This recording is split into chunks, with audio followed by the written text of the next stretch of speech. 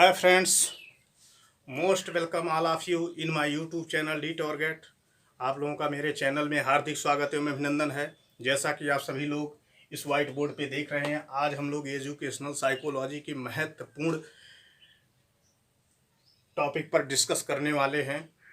और यह टॉपिक ऐसा है जो कि जितने भी टीचिंग्स एग्जाम्स होते हैं, चाहे वो यूपी टेट हो, सुपर टेट हो या सी टेट हो, जो भी जितने भी टीचिंग एग्जाम्स कराए जाते हैं उसमें से कुछ ना कुछ कहीं ना कहीं यहाँ से प्रश्न बहुत अनिवार्य रूप से पूछे जाते हैं। तो आज हम डिस्कस करने वाले हैं बुद्धि पे। तो जैसे आप सभी जानते हैं कि बुद्धि एक सामान्य शब्द है और बुद्धि के द्वारा व्यक्ति जो है अपनी समस्याओं का निराकरण करने में सफल होता है। बुद्धि जब हम समाज में या कहीं पर अपने विद्यालय में देखते हैं तो प्रत्येक व्यक्ति जो है समान नहीं है। प्रत्येक व्यक्ति में इंडिविजुअल डिफरेंसेस हैं, अर्थात प्रत्येक व्यक्ति की रुचि, अभिरुचि, इंटरेस्ट, आईक्यू लेवल सबकी भिन्न भिन्न होती हैं। तो बुद्धि भी हम ये जान सकते हैं कि बुद्धि भी जो है हर व्यक्ति में समान नहीं होती है। कोई बालक तीव्र बुद्धि का होता है, कोई बालक मंद बुद्धि का होता है, कोई बालक जो है प्रतिभाशाली कैटेगरी का होता है, कोई मोरोन होता है, कोई एवरेज होता है, कोई मिसाइल होता है, कोई इडियट होता है, कोई डल होता है। तो इस तरीके से बहुत सारे कैटेगराइजेशन हैं जिसके आधार पे हम आईक्यू को समझने का प्रयास करते हैं। तो सबसे पहले हम ये जानते हैं कि जो बुद्धि होती है वो हमारे जो भी समस्याएं आती हैं उसको समाधान करने में मदद करती है।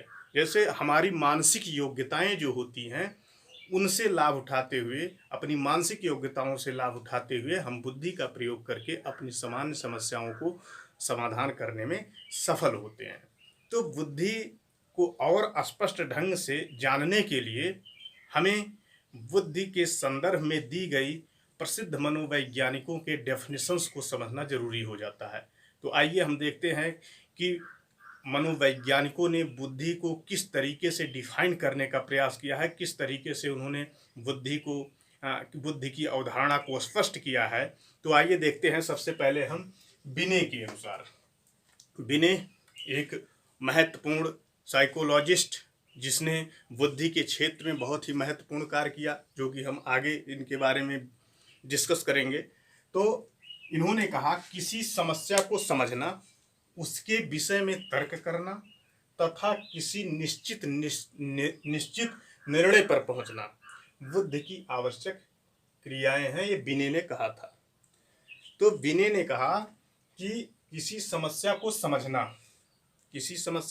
समझना कि और उसके विषय में तर्क करना। हमेशा जब भी कोई व्यक्ति उसके सामने कोई समस्या आती है तो सबसे पहले वो अपनी उस समस्या को समझने का प्रयास करता है, इस समस्या है कैसी। जब वो समस्या को समझ जाता है तो उस पर तर्क करता है कि तर्क करने के क्रम में, और जब तर्क करता है तो वो एक किसी निश्चित निर्णय पर पहुंचने का प्रयास करता है अपनी तार्किक क्रियाओं के द्वारा। तार्किक क्रियाएं अपना करके वो निश्चित निर्णय पर पहुंचने का प्रयास करता है। तो इनके अनुसार, बिने के अनुसार, बुद्धि जो है किसी समस्या को समझ करके उसके बारे में तर्क करना और एक निश्चित निर्णय पर पहुंचने की जो प्रक्रिया है, जो प्रक्रिया बतलाती है, वो कौन बताती है? हमें बुद्धि बतलाती है। वो बुद्धि का कार्य है जो हमारी सामान्य समस्याओं को हल करने में मदद करती है। इसी तरीके से स्टर्न के अनुसार, स्टर्न ने कहा बुद्धि एक सामान्य योग्यता है। इन्होंने लगाया कि बुद्धि जो होती है ये सामान्य योग्यता है जिसके द्वारा व्यक्ति नवीन परिस्थितियों में अपने विचारों को जानबूझकर समायोजित कर लेता है। इनके कहने का तात्पर्य क्या है? बुद्धि एक सामान्य योग्यता है जिसके द्वारा व्यक्ति नवीन परिस्थितियों में, जब भी व्यक्ति एक परिवेश से दूसरे परिवेश में जाता है तो उसके सामने नवीन परिस्थितियां होती हैं। तो स्वाभाविक है कि जब नवीन परिस्थितियां होती हैं तो वहां पे अपने आप को समायोजित करना होता है व्यक्ति को, और वो समायोजित करने में जो हमारी मदद करती है वो कौन करता है? हमारी बुद्धि करती है।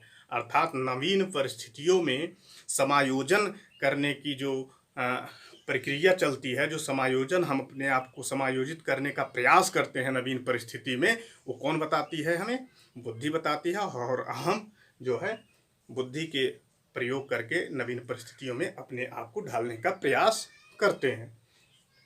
इसी तरीके से जब हम गाल्टन के बारे में बात करते हैं तो गाल्टन ये भी बुद्धि के क्षेत्र में बहुत महत्वपूर्ण योगदान दिया। इन्होंने कहा बुद्धि पहचानने तथा सीखने की शक्ति है। बुद्धि क्या है? पहचानने तथा सीखने की शक्ति है। कोई व्यक्ति, पहचानने से क्या मतलब है? पहचानने का मतलब बुद्धि जो होती है, क्या चीज़ अच्छा है, क्या बुरा है, क्या हमारे अनुकूल है, फेवरेबल है, क्या अनफेवरेबल है, कहीं न कहीं वो हमारी इस चीज़ को बताने में हमारी मदद कौन करती है? बुद्धि करती है। इसलिए आप देखे होंगे कि जो बुद्धिमान व्यक्ति होते हैं, जो या मूर्ख व्यक्ति होते हैं, उनको ये नहीं पता होता है कि हमारे लिए फेवरेबल क्या है, दूसरों के लिए फेवरेबल क्या है, अनफेवरेबल क्या है, ये उनको नहीं पता होता है। अर्थात क्योंकि उनके अंदर इंटेलिजेंस या बुद्धि का कहीं न कहीं अभाव होता है। और दूसरी चीज़ कि टर्मन मनोवैज्ञानिक हुए, उन्होंने कहा बुद्धि जो होती है अमूर्त चिंतन करने की योग्यता है। अमूर्त चिंतन करने की, concrete thinking is intelligence. Means अमूर्त चिंतन करने की योग्यता जो होती है बुद्धि होती। अमूर्त चिंतन क्या है? अमूर्त चिंतन ये है, मैं आपको एक एग्जाम्पल के तौर पे बताता हूँ कि जब व्यक्ति किसी अनविजुअल, जो उसको दिखाई ना दे रहा हो समय में, विजुअल जो दिखाई, इनविजुअल जो नहीं दिखाई दे रहा हो, उसके बारे में वो जब चिंतन मनन करके एक निश्चित निष्कर्ष पर पहुंचने का प्रयास करता है, या उसके बारे में वो बहुत सारी चीज़ों को व्यक्त करता है, तो वो जो होती है अमूर्त चिंतन होता है। जैसे जब कक्षा 1 या 2-3 लेवल का बच्चा होता है, या 1-2 लेवल का बच्चा होता है, तो उससे जब ये कहा जाता है कि काऊ पर ऐसे लिखो, तो वो नहीं लिख पाएगा, क्योंकि उसको अभी वो सीखने की प्रक्रिया में है। वो काऊ की सी फॉर काऊ, काऊ माने गाय, वो जानने का प्रयास। लेकिन अगर ये कहा जाए, आप देखते होंगे कि उसमें जो UKG LKG या इस तरीके से जो नर्सरी में जो बच्चों को पढ़ाया जाता है, जो उनके बुकें दी जाती हैं, तो काफ़ी कलरफुल होती हैं और काफ़ी उसमें जो फिगर होते हैं वो कलरफुल बनाए जाते हैं, और एक पेज में एक ही फिगर होता है। उसका एक साइकोलॉजिकल रीजन होता है, क्योंकि किसी भी बच्चे के मन में सबसे पहले उस चीज़ को जो है, उस कॉन्सेप्ट को उसको एस्टेब्लिश करो। कहने का मतलब, अगर ए फॉर एप्पल, अगर उसको केवल ए फॉर एप्पल APPL ही बता दिया जाए, तो उसको जल्दी में, क्योंकि उसकी इमेजिनेशन पावर और उसकी जो अभी इंटेलिजेंस है उस लेवल पर नहीं पहुंची है कि वो उस चीज़ को अच्छी तरीके से समझ ले। कहने का तात्पर्य ये है कि अमूर्त चिंतन जो है, आप जब बच्चे से कहेंगे कि काऊ के बारे में ऐसे लिखो, तो वो अब उसके बारे में चिंतन करता है, क्या चीज़ उसकी विशेषता है, काऊ क्या कैसे होती है, काऊ की क्या विशेषताएं हैं, तो वो सारी चीज़ें अपने अमूर्त चिंतन के माध्यम से व्यक्त करता है। इसी तरीके से जब हाई लेवल पर होता है, जब हम किसी समस्या के बारे में समझते हैं, उसके बारे में अमूर्त चिंतन करने का, अमूर्त चिंतन मतलब वो सामने हमारे विजुअल रूप से सामने हमारे नहीं होती है, लेकिन हम उसको बारे में एनालाइज करते हैं और एक निश्चित निष्कर्ष पर पहुंचने का प्रयास करते हैं। इसी तरीके से बकिंघम ने कहा सीखने की शक्ति ही बुद्धि है। अर्थात बकिंघम का कहना था जो हम सीखते हैं, सीखने की प्रक्रिया जो होती है वो कहीं न कहीं हमारी बुद्धि से रिलेटेड होती है। इसी तरीके से स्पीयरमैन ने कहा कि व्यक्ति की सामान्य योग्यता का नाम बुद्धि है। स्पीयरमैन हुए, उन्होंने कहा बुद्धि जो होती है व्यक्ति की सामान्य योग्यता होती है, अर्थात सामान्य योग्यता जो व्यक्ति में होती है वहीं उसकी बुद्धि होती है। कहने का मतलब, अगर हम इन मनोवैज्ञानिकों के डेफिनेशंस को सही तरीके से विश्लेषण करते हैं, तो बुद्धि की बहुत सारी विशेषताएं निकल करके हमारे समक्ष आती हैं। तो जैसे बिने ने कहा, टू जज well, to comprehend well, to reason well, these are essential activities of intelligence. Means कि किसी समस्या को समझना, उसके विषय में तर्क करना, तथा किसी निश्चित निर्णय पर पहुंचना बुद्धि की आवश्यक क्रियाएं हैं। अर्थात बुद्धि में तर्क भी शामिल होता है, बुद्धि में जो है थिंकिंग भी शामिल होती है, बुद्धि में जो है परिस्थितियों को समझने की जो है योग्यता भी होती है। तो ये सारी बुद्धि के बारे में जो विनय ने कहा, ये सारी चीज़ें हमें बुद्धि के बारे में स्पष्ट रूप से समझ में आ जाती है। तो इसकी विशेषताओं की अगर हम बात करें तो विशेषताओं में हम इनके डेफिनेशंस के आधार पे हम जान सकते हैं। जैसे हम समझ सकते हैं कि इसको हम कि बुद्धि जो होती है, अगर हम इन मनोवैज्ञानिकों की परिभाषाओं का अगर हम विश्लेषण करें तो हमारे समक्ष पहला जो विशेषता आती है, बुद्धि एक जन्मजात शक्ति है। पहला, बुद्धि एक जन्मजात शक्ति है। बुद्धि एक जन्मजात शक्ति है तथा वंशानुक्रम से प्राप्त होती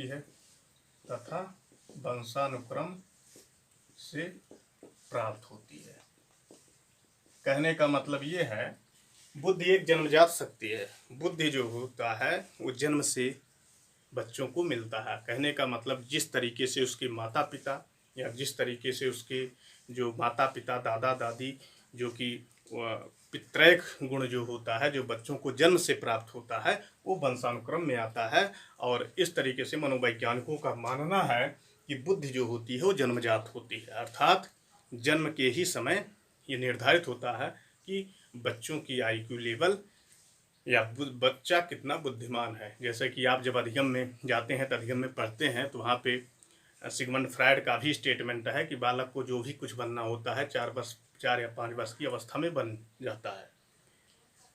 तो इस तरीके से मनोवैज्ञानिकों का मानना है कि बुद्धि एक जन्मजात शक्ति है तथा वंशानुक्रम से प्राप्त होती है। दूसरा हम करते हैं, बुद्धि एक ऐसी शक्ति है जिसके द्वारा व्यक्ति अपनी कठिनाइयों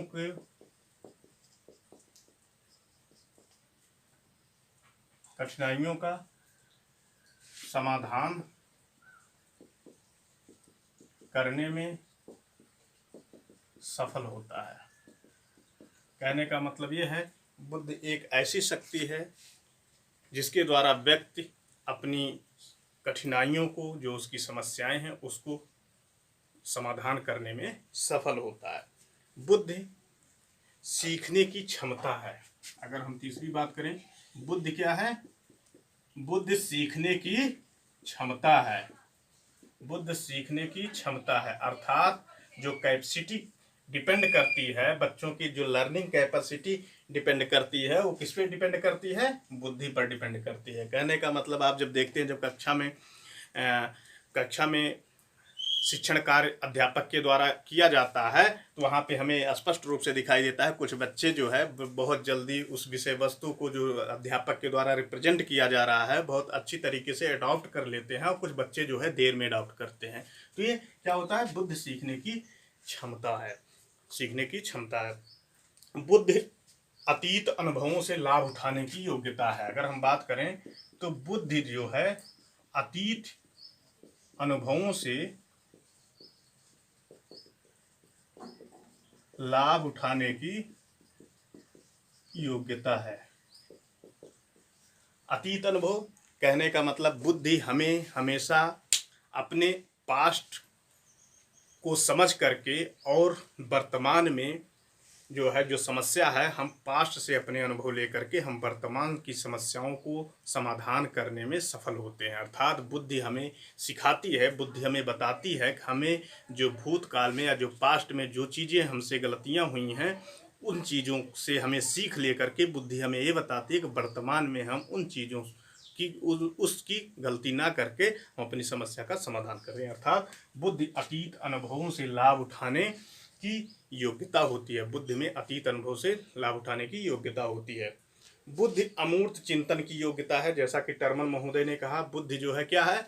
अमूर्त चिंतन की योग्यता है।